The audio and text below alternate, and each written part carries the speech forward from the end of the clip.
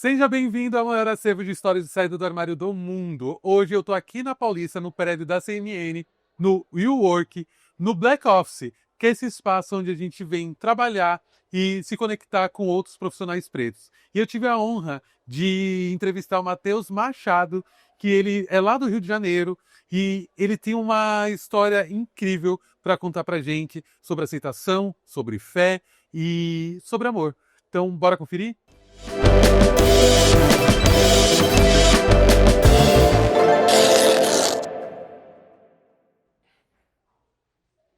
É isso, gente. Estou aqui no Black Office e vai ser daqui a nossa gravação do Guardiã Armário. E eu vou conversar com uma pessoa que a gente já fez um trabalho há algum tempo juntos, falando sobre raça, publicidade, questões de diversidade, no momento que isso estava muito em alta, onde a gente estava tentando pautar uma nova realidade para o mercado. Então, estou aqui com o Matheus. Olá. E aí, tudo bem, gente? Feliz de estar aqui. Que legal que a gente vai ter essa troca. Bom, Animado, vamos lá. bora. Matheus, primeiro eu quero te fazer uma pergunta que não tem a ver ainda com o assunto principal do nosso papo, mas o que que é para você, né? O que que é amor divino para você? Amor divino, nossa, já começamos com pedrada por aqui, né? O amor divino, eu acho que é esse amor que transcende, é esse amor que tá para além, inclusive, do nosso entendimento.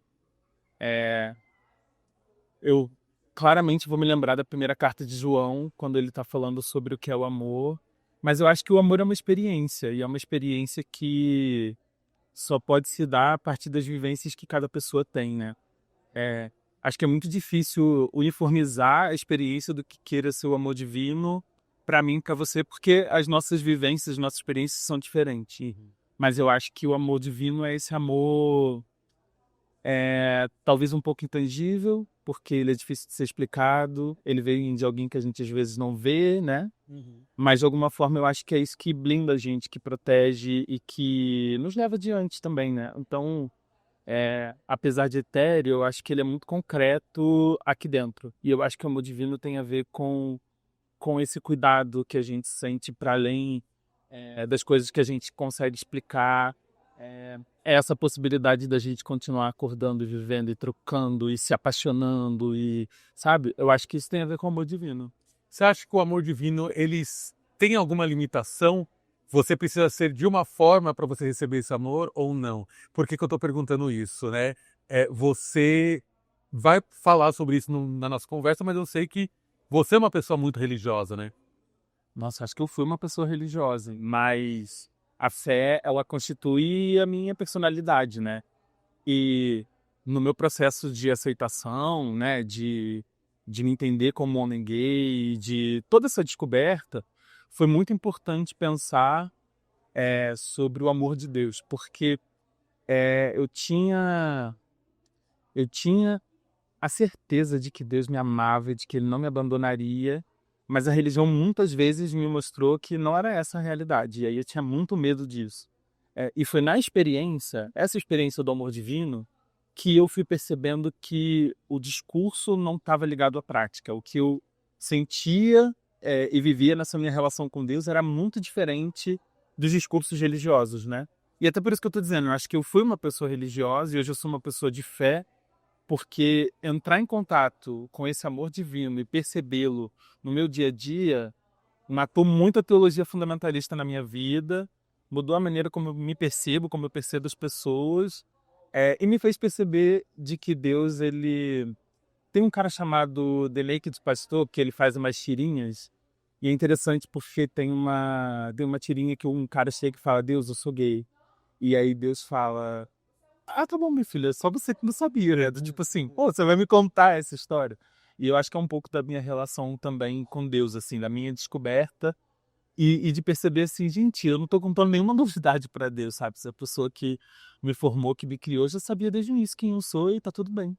E é isso que eu quero chegar para você. Então, quer dizer que é uma relação que você tem desde a infância. Você nasceu e foi criado dentro da igreja. Conta um pouquinho da sua infância, com quem você viveu, qual que era a região, como é que era constituída a sua família e como é que era essa sua relação com a sua fé.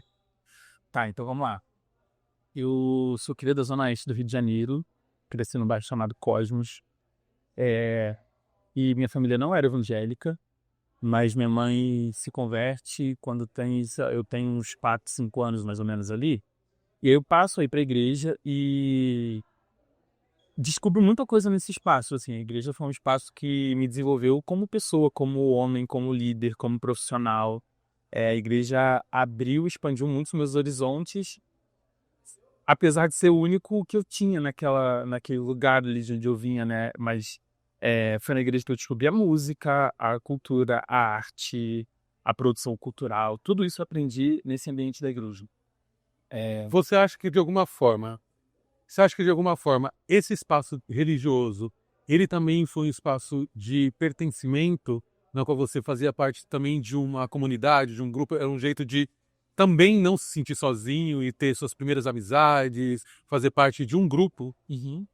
Eu acho que isso é o que a igreja evangélica oferece para muita gente no Brasil, uma comunidade que te vê, que te atende, que é nessa comunidade que você vai ter uma amiga, uma mãe, uma avó, uma pessoa, uma mulher ou um homem, uma pessoa que vai ajudar a criar o seu filho, que vai te ajudar no mês que você não tem comida para sua casa com uma cesta básica, né? Eu acho que a igreja, ela cumpre um papel muito importante na nossa sociedade e principalmente essa função comunitária, né? Eu sabia quem eram, eu sabia o nome e sobrenome dessas pessoas, eu sabia o endereço delas, eu sabia onde elas moravam, é, sabia com que elas trabalhavam, qual era a profissão, sabe, assim, a igreja é muito mais do que só o espaço do culto religioso, né? Ele é um espaço comunitário e de muito fortalecimento, de muita rede. Principalmente para as pessoas que não têm rede, né? Quando eu comecei a frequentar outros espaços por conta da universidade, do mercado de trabalho, eu percebia como muitas daquelas pessoas que trabalhavam juntas, estudaram juntas, viveram juntas, cresceram nos mesmos condomínios, prédios, enfim. E eu sei que a igreja proporciona isso, principalmente nas periferias, nos lugares carentes do Brasil. E foi exatamente assim na sua vida também? Você acha que a entrada da sua mãe na igreja, depois a sua entrada com toda a sua família, como é que era constituída a sua casa? Quem morava lá? Vamos lá, então, eu morava com meus pais e irmã, é, parte da família da minha mãe já era evangélica, quando ela se converteu. E aí, depois que ela foi, meu pai foi, nós fomos, e aí a gente começou a construir a nossa vida a partir desse lugar, né? E essa era a minha família, mas a igreja era a minha família estendida, como eu estava dizendo, né? Assim, a convivência com essas pessoas me tornou parte dessa comunidade e, e é isso, foi o lugar onde eu desenvolvi a maioria das habilidades que eu desenvolvo até hoje na vida, foi nesse espaço da igreja. Isso.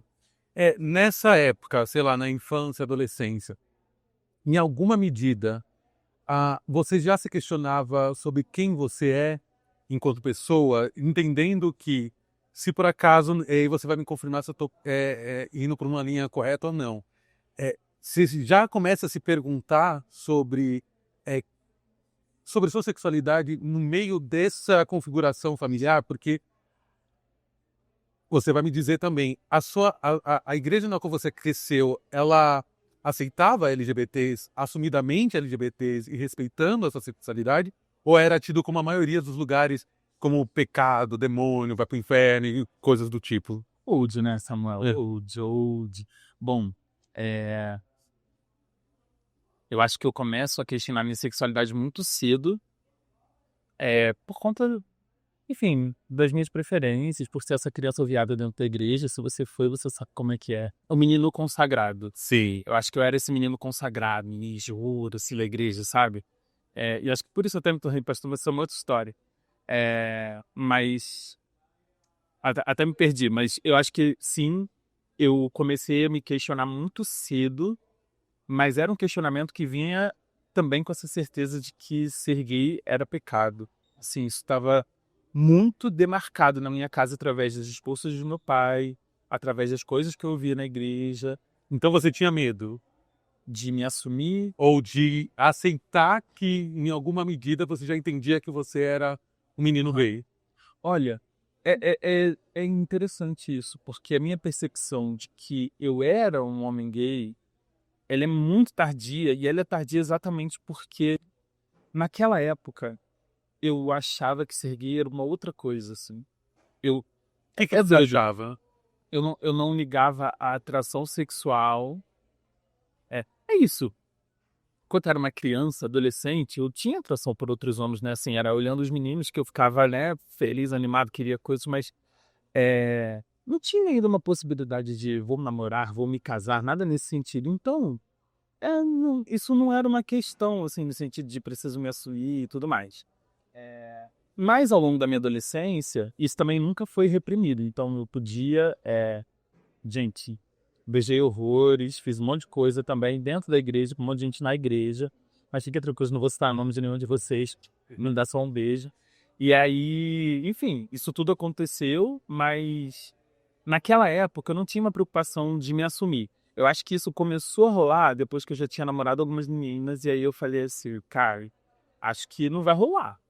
Porque eu tinha uma percepção de que era uma coisa que podia ser uma fase, de que era uma coisa que possivelmente mudaria, e eu orava muito por isso, assim, eu pedia a Deus que fizesse alguma coisa na minha vida, que mudasse mesmo essa disposição no meu coração. Então, eu fazia um esforço consciente de me relacionar com mulheres e seguir o que ali era certo para mim. Mas naquela época eu ainda não tinha nem como perspectiva a ideia de tipo assim, eu vou me assumir gay, eu vou namorar com um homem, vou me casar, qualquer coisa nesse sentido, tá? Mas, Matheus, por que dessa oração pedindo uma mudança, assim, tipo, você acreditava de fato que o fato de você se sentir atraído por outros homens fosse pecado, que isso fosse te levar para o inferno, por exemplo? City achava que era pecado, com certeza. Você teve medo dos seus pais descobrirem na época antes de você falar? Tive muito medo que eles descobrissem. Nossa, eu acho que todo homem gay que vem desse lugar religioso, principalmente, convive com isso, né? Meus pais, enfim, pessoas ótimas, maravilhosas que eu amo, mas que vêm desse contexto fundamentalista, religioso, conservador. E meu pai, desde pequeno, sempre marcou essa posição, né? De que eu não poderia ser gay, de que eu não deveria ser gay. Então, acho que eu cresci tentando construir uma identidade que fosse que não fosse essa. Agora, é engraçado porque, embora eu orasse muito, fizesse essas orações a Deus, eu não sentia que Deus estava me punindo, eu não sentia que eu ia para o inferno. Mas eu fiz orações difíceis, Samuel. Eu pedi a Deus assim. E em alguns momentos eu achava que seria melhor se eu partisse, se eu morresse. Eu nunca tive ideação suicida, assim, eu nunca. Mas que Sem fosse uma tirar coisa vida. do próprio Deus fazer esse favor pra gente. Exatamente. Porque você vir para um mundo, e aí pega a força dessa sua frase, o mundo é extremamente racista, na qual não te dá a oportunidade de início de viver, nascer herdeiro. E ainda mais LGBT dentro do contexto religioso, onde que fala que você está errado, você começa a se questionar, tá, então qual que é o sentido dessa vida, se não pedir para que Deus já logo tire você dessa para que você não peque, por exemplo. Né? Pois é, mas aí sabe o que é legal disso? É porque eu tinha uma perspectiva de que, tipo assim, se ser um homem gay é pecado e Deus vai me punir por isso, então à medida que eu for fazendo as coisas, elas vão dar errado. E as coisas não estavam dando errado, as coisas estavam dando certo, assim. Se Deus não te amasse, não ia dar Exatamente. certo. E aí, o que tava legal nessa história era do tipo assim, tem alguma coisa errada nessa história. E eu acho que. E aí foi quando eu comecei a desconfiar de que o problema não estava comigo. Isso com quantos anos? Ah, eu já era mais velho. Deixa eu pensar. Nossa, eu já era. Eu acho que talvez eu já fosse bem velho pra isso na época, mas eu devia ter uns 23, 24 anos, talvez. É isso, acho que eu passei muito tempo querendo ter essa vida heterossexual. E aí, depois de muitos namoros, eu falei assim, cara, não é isso aqui. Não. Mas não foram só os namoros, né? Teve uma questão também de você ter se tornado pastor. Eu quero que você diga então para mim como que foi esse processo de aprofundamento na fé, porque você se batiza na igreja, isso, e você começa a ter um ministério ali dentro. Em quantos anos isso começa e você fica nesse ministério por tempo? Tá. Me batizei aos 7, bem novinho, né? 7 anos de idade, eu era bem garoto. Geralmente, pelo menos na congregação, podia se batizar a partir dos 12 anos, mas você só se batizava antes. Se você era selado com a promessa, falaram não, não sei o que, você podia. Navelado com a promessa, eu amei. Bom, tem essa coisa de que evangélicos não fazem batismo infantil, né? Mas, bom, fui batizado bem jovem. Cara, me converti num domingo que, sei lá, choveu muito, alagou perto da classinha das crianças, foi todo mundo pro culto, todo mundo se converteu esse domingo. Cara, muito novinho, foi muito legal o papo. O papo não, esse momento, né, de tipo, descoberta mesmo da religião, me batizei. E vem de uma família, foi o que eu falei, né, assim, Pente, que é pastor. Tinha sobre a minha família um pouco dessa coisa religiosa, desse cargo ali dentro da igreja também. E eu realmente amava a igreja, assim, amava estar na igreja, amava fazer as coisas da igreja. Então, foi natural, sabe? Assim, e aí foi uma coisa de estar nos lugares e estudar a Bíblia. Eu gostava de estudar a Bíblia, eu gostava de estar na igreja. Então, eu comecei a me dedicar a fazer aquilo. Logo cedo eu me interessei por ir em acampamentos, congressos, coisas. Então, eu comecei a conhecer um monte de gente de vários lugares do Brasil e me envolver com isso. E perceber que Só tinha... bem. Muito bem, muito bem. E comecei a construir um caminho ali e receber também muitas profecias, promessas, palavras com relação a isso, né? Tipo, já dizendo que um dia eu seria pastor. Tinha essa coisa toda ao redor. E eu, inclusive, me pergunto o que as pessoas veem nesses meninos para quem falam que, né, tem vocação para ser pastor ou serem padres, porque muitos deles são LGBTs, né? E as comunidades sabem disso. E elas fazem isso porque eu acho que essa é uma maneira de também segurar essa pessoa nesse lugar religioso, entendeu? De usar a religião como instrumento para dominar aquele corpo também de algum modo. E de alguma forma, depois de algum tempo, eu comecei a pensar o quanto nós, enquanto LGBTs, ainda sem se assumir, principalmente da igreja, o quanto da nossa ligação com Deus é muito forte. Porque a gente tem muito medo do inferno, tem muito medo das consequências de ser quem é.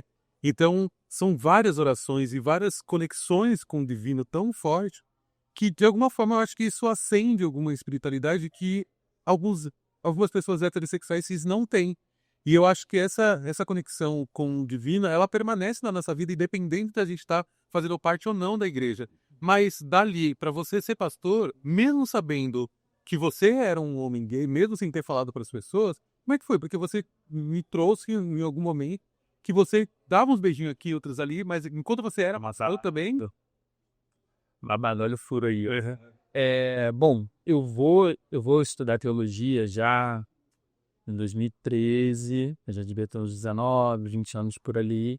E aí eu tinha um pacto comigo mesmo, com Deus nessa época, que era do tipo assim, cara, eu vou ficar firme naquilo que eu tenho que fazer. E você aí de cima fica firme na disposição do meu coração mudar em resolver essa situação. Então, acho que foi uma época que eu me dediquei muito a CETA, assim, muito de... gente, de tudo, assim, de assinar... Conta tudo. Não, de clube, sei lá, eu tinha carteirinha do Flamengo nessa época, entendeu? Ia pra jogo de futebol, era esse nível, assim, realmente estava empenhado em fazer o personagem. Eu entrei no personagem, foi isso. E aí no final desse último, é porque assim, não foram só os namoros, mas entre os namoros sempre tinha uma coisa que acontecia ali ou aqui, porque é isso, né, gente? A igreja evangélica tá cheia de pessoas LGBTs desde sempre, né? Nós não somos os primeiros nem últimos que saímos de lá. Eu não consegui, no período que eu estava na igreja, eu não consegui, por exemplo, ficar com ninguém, assim, eu não conseguia, pelo medo e tal, mas também não por acreditar que eu era o único, né, dentro da igreja, mas eu acho pelo medo mesmo, assim. Ai, gente, eu ia com medo mesmo. Eu ia com medo mesmo, ficava sei lá, em acampamento, em coisas de igreja e tal, porque é isso, a gente tá presente ali, né? Adolescente também, com os hormônios. Não, mas foi mais depois, assim, antes da adolescência aconteceu, durante a adolescência aconteceu, mas quando eu já era pastor, né, tipo assim, quando eu me tornei pastor, aí era uma coisa tipo assim, nossa, tenho essa responsabilidade. Mas estudar teologia desconstruiu muita coisa que eu tinha na cabeça também. Então, acho que quando eu me tornei pastor, eu não era mais aquele moleque que cresceu ouvindo da Bíblia numa escola bíblica dominical. Agora eu tinha tido acesso aos textos originais, agora eu tinha lido reflexões e críticas sobre o texto, eu tinha uma ideia histórica do que tinha acontecido, eu tinha percepção sobre traduções erradas que fizeram, eu já tinha lido sobre os textos do terror e como eles são instrumentalizados para causar o terror em pessoas LGBTs. Então, eu tinha um nível de informação que tinha me tornado uma outra pessoa, acho que esse é um ponto. E a outra coisa é, eu sempre fui progressista. Acho que, para além dessa ideia de ser hétero, ser gay ou qualquer coisa nesse sentido, eu nunca fui uma pessoa conservadora, eu nunca fui uma pessoa que estava a fim de cercear a liberdade dos outros, que estava preocupado com uma moralidade muito fechada, sabe? Causava algum tipo de conflito dentro de casa você ter esse pensamento, ou as pessoas dentro de casa também pensavam da mesma forma? Cara, eu saí de casa cedo, assim. Eu saí de casa, eu tinha 18 para 19 anos, que foi quando eu fui estudar teologia. Então, a convivência com meus pais era uma coisa muito do final de semana e pela rede social ali. É, Mas eu já era muito diferente. Tinha uma questão e eu sempre fui colocado como questionador. E é isso, se você não segue o status quo, se você não acha que do jeito que as coisas estão boas, você vai ser lido como questionador, como... Enfim, vários nomes podem ser dados para isso. Então, sim, tinha esse conflito em casa, mas eu tinha alguma base para falar, assim, eu não tava falando só besteira, sabe? Assim, eu tava falando, não, peraí, mas isso aqui não tá errado. Porque, por exemplo, minha mãe é educadora religiosa, mas foi presidente da igreja dela há muitos anos. Por que a igreja não pode deixar você ser pastora? Tipo, porque uma mulher ser ordenada como pastora é uma questão ainda, sabe? Tipo, e aí, machismo, entendeu? Só que aí é isso. Dentro desse ambiente, naquela época, era tipo, eu nem sabia que tinha um grupo de mulheres feministas que estavam fazendo uma teologia a partir da teologia feminista, né? Assim, a partir dessas discussões, a partir desse lugar central da mulher na teologia. Eu não tinha esse conhecimento. E aí, aos poucos, eu fui adquirindo, eu fui me aproximando, eu fui conhecendo as pessoas, né? Então é isso. Eu estava dentro de um contexto fundamentalista, conservador, mas eu nunca fui essa pessoa. Então lá dentro eu já era lido como um cara liberal, progressista, universalista, ou qualquer nome que você queira dar, herege, enfim. Isso já acontecia e eu meio que já lidava com isso para além da minha sexualidade. Era uma coisa do tipo assim, tá, você pensa assim? Que legal, isso não faz o menor sentido para mim. A maneira como eu leio a Bíblia, como eu conheço a Deus, não tem nada a ver com isso que você está dizendo. Então, eu acho que a minha construção pessoal me tornou uma pessoa diferente do contexto que eu estava inserido, é, e me fez ser um pastor dentro dessa perspectiva. Eu não podia, porque eu era pastor, virar uma chave e de repente eu sou um. Durante muito tempo, Samuel, eu não podia chegar para essas pessoas e falar assim: olha, mas eu também sou LGBT e tal. Não, lógico, E ser o pastor, imagina. não tinha como fazer isso. E era uma crise Não, brava. é isso que eu ia perguntar. Tipo, você lidar com isso, são vários conflitos seus que ninguém sabia. Ou tinha, você conseguia dividir com alguém, ou as pessoas que você ficava, você conseguia soltar um pouco. Não, porque não tinha nem essa perspectiva de relacionamento, né? Tipo assim, eu ficava com alguém, as coisas aconteciam e ia embora. Não era tipo afeto, não tinha troca de afeto, não tinha relação. Era uma coisa meio carnal, acabou, acabou. Então não tinha com quem dividir muito isso, tinha muita crise, mas eu sempre fazia, e aí eu acho que não só para sexualidade, né? O meu gabinete pastoral sempre foi. Eu sempre pensei assim, qual era o atendimento que eu gostaria de receber se essa fosse a minha crise? Então, tipo, como eu atendi pessoas LGBTs, eu atendi pessoas que, por exemplo, eram casadas sem ser casado. E eu ficava pensando assim, pô, o que eu gostaria de ouvir nessa situação? O que essa pessoa está precisando? Eu nunca usei a Bíblia para pautar a vida. A Bíblia é um livro que conta a história da vida das pessoas. E de um recorte específico, de uma época específica, né? Entende? Assim, a Bíblia, essa ideia da Bíblia como um manual de regra, de vida, sabe? Assim, manual de prática. Isso, a gente nem usa manual das coisas que a gente compra, assim, de verdade. Desculpa, não tinha. Faz o menor sentido para mim essa leitura. Então, o que eu procurava era, se tinha um texto dele que podia apoiar, era do tipo assim, pô, alguém passou por isso, né? Por exemplo, pô, tô bravo com alguém que fez uma fofoca de mim. Pô, beleza. Lá em Mateus, Jesus deixou um procedimento que seu irmão pecou contra você, vai lá e conversa com ele. Errou de novo? Chama alguém pra ir lá contigo. Não vai sozinho nessa conversa. Você já se expôs, você já falou, a pessoa não te ouviu, vai com mais alguém. Não deu certo? Talvez você precise de mais gente pra gerir essa situação. Tem um caminho, sabe? Tipo, a gente não pega essa pessoa e expõe pelo que ela fez. Aconteceu uma primeira vez, vá você e fale com ela. Falar com uma outra pessoa para fazer essa conversa pode criar mais ruído na comunicação, sabe? Então eu queria usar o texto bíblico como uma forma de orientar e ajudar a pessoa a sair daquela situação. Mas voltando para o que você perguntou, para a pessoa LGBT, teve um caso que eu lembro dele principalmente pelo final, porque quando eu me assumi, essa pessoa me mandou um recado muito, muito fofo, assim, dizendo, tipo, do quanto ela se sentiu acolhida por mim naquela época. É, e o que eu fazia e faço nessa não, mas naquela época eu fazia assim, muito conscientemente, era, olha, eu não tô no papel de julgar o que é certo e errado na sua vida. Como é que é pra você viver isso? Como é que é estar na sua pele vivendo isso, sabe? Então, eu acho que o caminho pastoral era muito mais um caminho de acompanhar e estar no caminho com aquela pessoa do que dizer faça isso ou não faça aquilo, entendeu? Ser um juiz, né? Até porque se uma pessoa hétero chegasse e falasse assim, tô numa crise, tava com uma, sei lá, um cara que tava com uma mulher ou uma mulher que tava com um cara, chega e fala, tava assim, eu vou dizer do tipo assim, você quer mudar isso? Será que se é LGBT? Não, não existe essa possibilidade. Então, do tipo assim, no horizonte de possibilidades que a vida te dá e de sentidos, como é que isso te ajuda a fazer o quê? Que escolha? Qual é a vida que você quer viver a partir do que te aconteceu, sabe? Então, a minha pastoral sempre foi uma pastoral da vida. E a pastoral da vida não tem como excluir quem está ali se colocando com a sua crise, né? Então, eu acho que essa sempre foi a premissa. E o meu cuidado com pessoas LGBTs durante esse período que eu era pastor, já me entendendo LGBT sem assumir, era nesse lugar de tipo assim, beleza, você está trazendo uma questão aqui.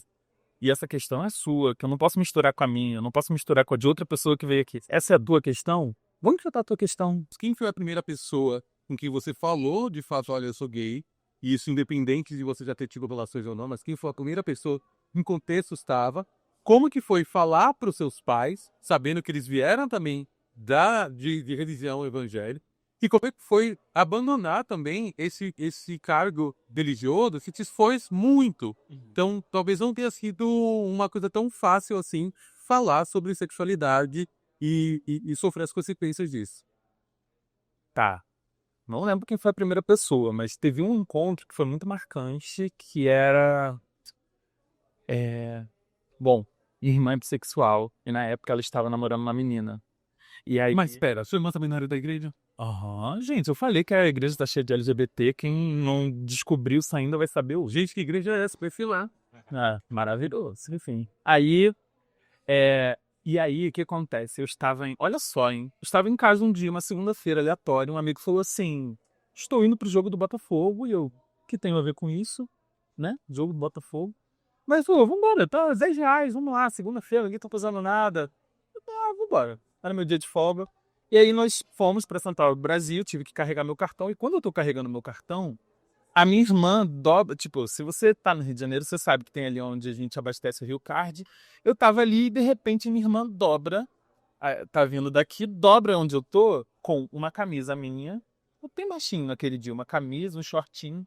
E aí ela ficou branca, rosa, azul, vermelho, ficou todo. E eu olhei e falei assim, tudo bem? E ela, tá, vamos conversar? E eu falei, bora, vamos conversar. A gente entrou numa loja, assim, numa lanchonete que tinha ali na Central do Brasil. E eu perguntei pra ela, tudo assim, gata, tu tá ficando com alguém? Porque essa história já tava rolando no Twitter, já tinha chegado numa popoca, ela, tô namorando uma menina e tal, não sei o quê. E aí ela me contou, eu falei, nossa, eu tô super feliz que você me contou, tal. Ela falou, e você? Eu falei assim, cara, eu sou gay. Acho que você sabe disso, né? E aí minha irmã começou a chorar. E ela tá tipo assim, eu tô há muito tempo esperando você me dizer isso, cara, que legal e tal, mas tipo, ao mesmo tempo, e agora? Como é que vai ser isso? Tipo, eu tô namorando uma menina, você é gay, e aí?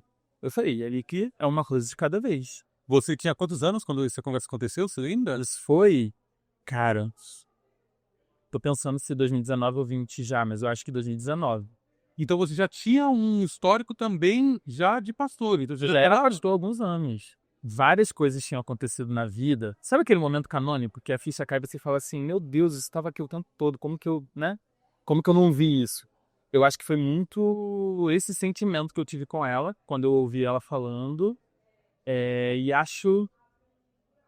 E esse momento, como é que foi ver ela ali, né, emocionada, foi... Cara, eu sou muito sócio, assim, foi um momento... Foi um momento canônico da vida. Acho que eu nunca mais esqueço essa imagem da gente ali conversando, trocando e pensando sobre a vida.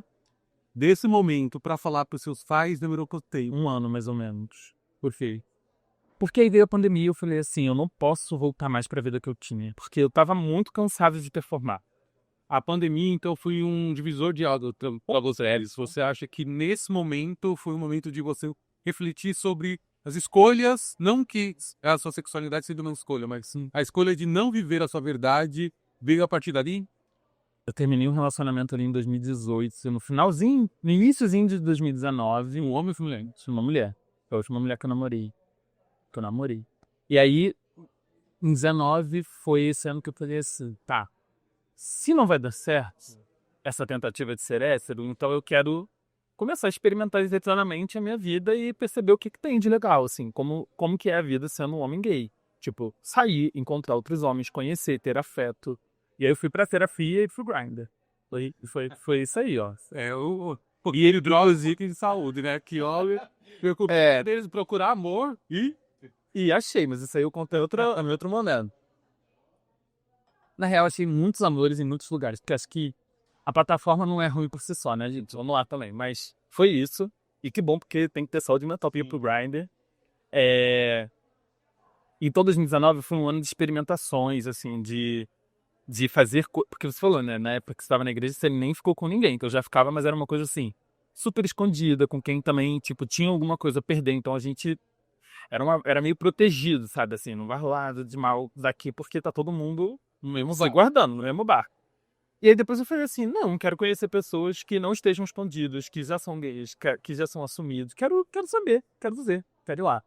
E aí quando a pandemia veio, eu falei assim, cara, eu não posso voltar pra essa vida de fingir ser uma pessoa que eu não quero mais ser. Eu sou... E aí foi isso, assim. No meio da pandemia, uma conversa também com a minha irmã. Olha, tá vendo como é que é importante ter alguém assim na sua vida? Te amo, Raíssa. Beijo. Mas ela foi mais nesse dia comigo. Foi um amigo que tava comentando, assim, sobre um boyzinho. Eu falei, acho ele bonito e tal. E foi tranquilo, assim, no comentário. Ela falou assim, às vezes você esquece de manter seu personagem, né? E aí, naquele momento, eu falei assim, peraí, o personagem não é o gay, é o hétero. Porque eu fico performando ser uma pessoa que eu não sou. E aí eu falei, eu preciso matar esse personagem. E naquele dia eu falei assim, cara, preciso acabar com essa história. E aí foi quando essa chave girou, assim. E aí, sendo bíblico, já que talvez você seja evangélico ou já tenha sido, também lá na carta de João, ele vai dizer uma coisa, de que se nós andamos na luz como ele está na luz, nós temos comunhão uns com os outros. E aí, de repente, aquele texto fez muito sentido pra mim e eu percebi que, na verdade, se Deus quer que eu ande nesse caminho de luz pra ter comunhão com as pessoas, num caminho de verdade, viver fingindo ser uma pessoa que eu não era viver de mentira. E eu falei, bom, talvez o pecado esteja em viver uma vida mentirosa, uma vida que não é a minha. E aí isso foi fazendo uma grande revolução na minha cabeça, assim. Uma semana depois eu estava na casa dos meus pais. Na verdade, assim, ela falou isso, no final de semana eu encontrei ela, chamei pra gente comer uma pizza e falei, olha, vou contar nesse final de semana. Ela falou, então nós vamos contar juntos, tem que ser uma porrada só. E fomos. Aí esse dia foi um dia, assim, complicado, difícil, como eu acho que é pra todo mundo, mas é o dia do alívio. Mas o que contexto você estava? Você foi na casa dos seus pais? Ele namorava com seus pais? Eu morava fora da casa deles, já era maior, já tinha minha vida, já me bancava, já tava em outro lugar. E acho que era muito difícil pra mim fazer. E rolou muito essa pergunta, né? Por que você nunca falou isso pra gente?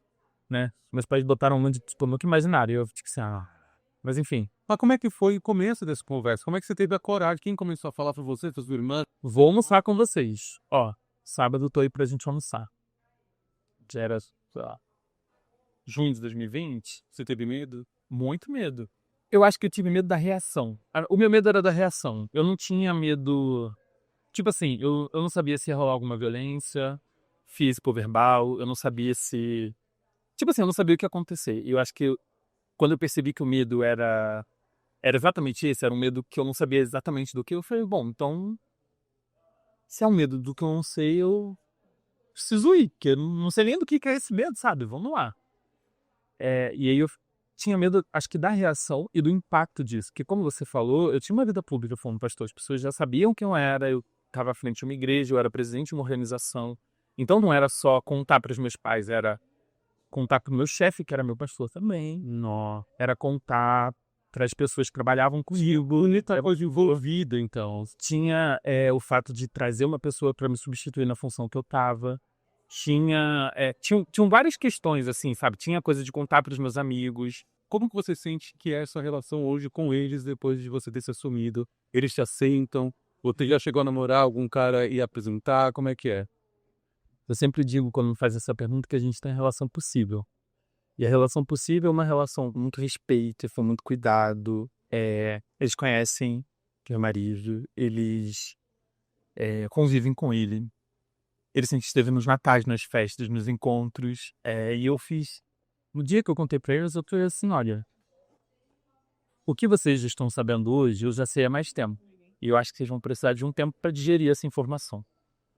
Mas a minha vida não vai ser mais negociada. Daqui para frente, eu vou viver o que eu quero e preciso viver. E aí, vocês decidem se vocês fazem ou não parte. Já tiveram momentos em que eles decidiram não fazer parte.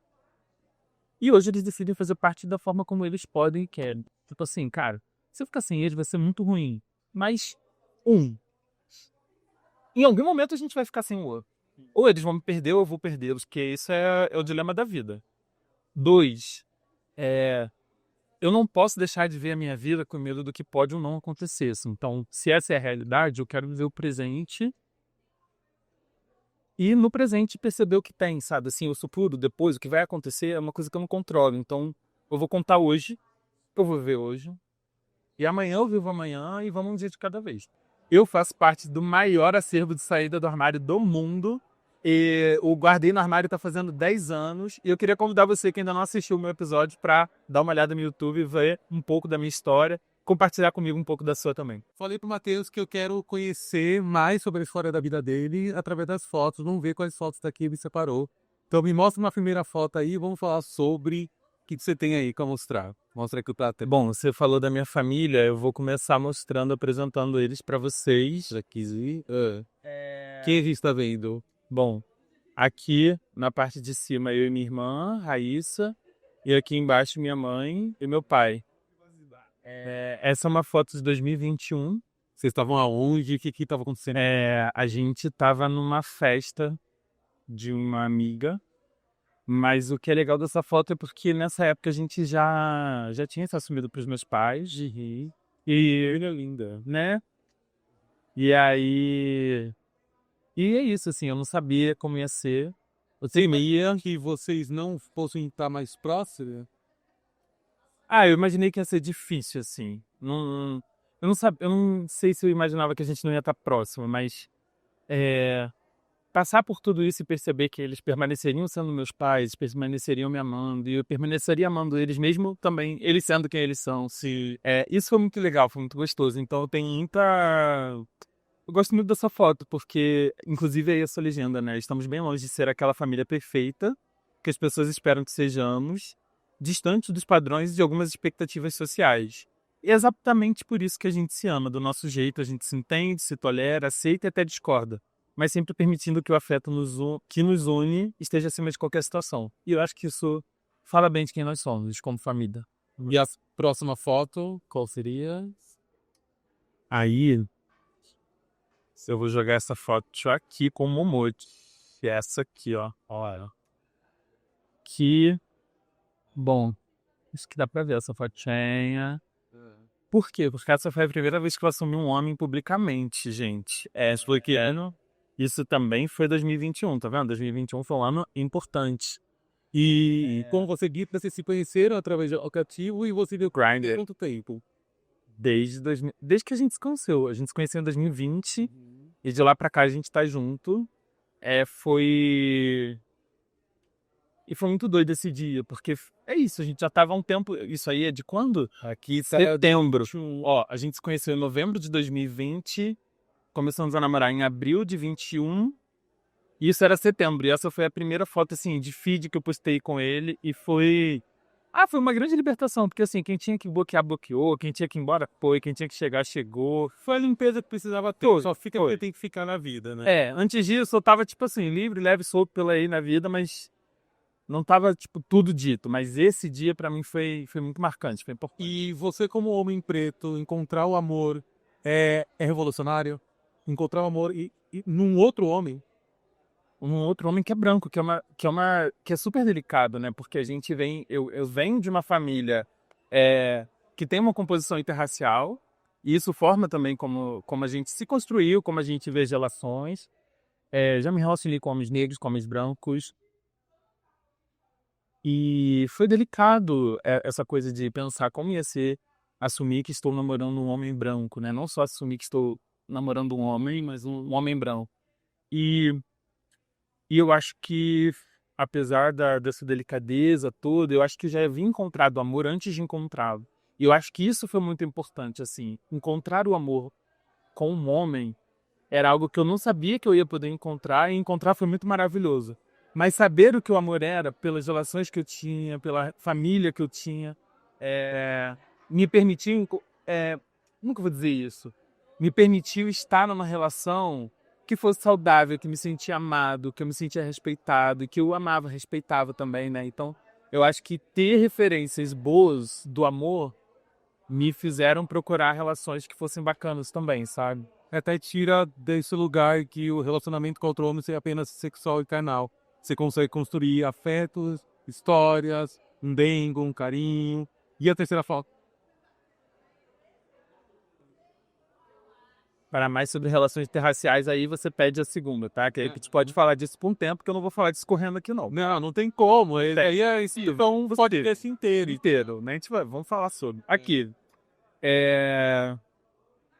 A terceira foto, essa é mais recente, Nossa. com minhas sócias. Essa é de 2024. É uma foto da gente num evento super importante.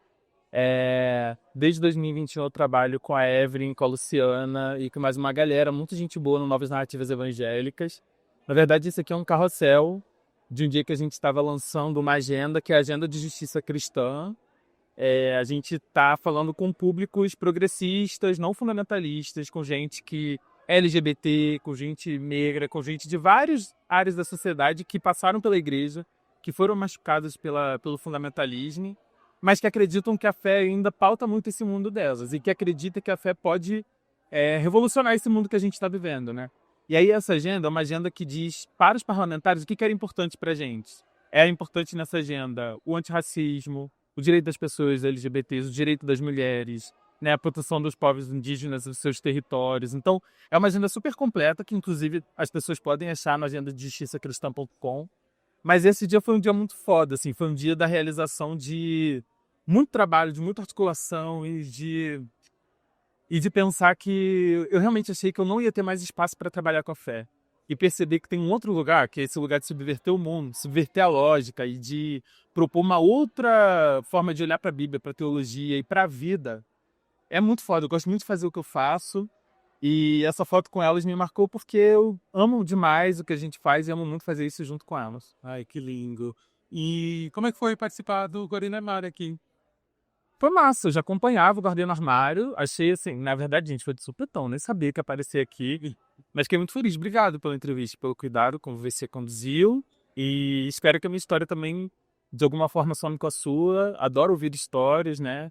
Também sou psicólogo, né? Que foi essa outra formação que eu encontrei depois de tudo isso. E eu tô sempre ouvindo as histórias das pessoas, mas eu acho que narrar a própria história é uma forma da gente se lembrar, de trazer a memória que traz esperança pra gente, sabe? Assim. Conheci um pouco mais da história do Matheus, foi mega interessante, porque a gente já havia trabalhado junto num projeto de conscientização e de letramento para pessoas brancas no mercado da publicidade. E eu não fazia ideia que ele já tinha sido pastor, gente. Que ele já tinha passado por esse processo religioso e o quanto que isso foi forte na vida dele e que é fundamental para a carreira dele hoje em dia. Então, saber que a fé dele não foi abalada, saber que hoje em dia ele consegue salvar muitas outras pessoas que ainda se culpam ou se acham menor por ser LGBT, isso é fundamental, porque a gente está falando sobre uma revolução na fé, uma revolução no que diz respeito à comunidade evangélica. Então, eu acho que esse episódio ele é muito para isso, sabe? O Guardiã no Armário tem essa função. Então, se você também quer contar a sua história aqui para mim, mande no contato@guardianarmario.com e vamos construir também essa comunidade aqui. Beijão e até o próximo vídeo do canal. Tchau!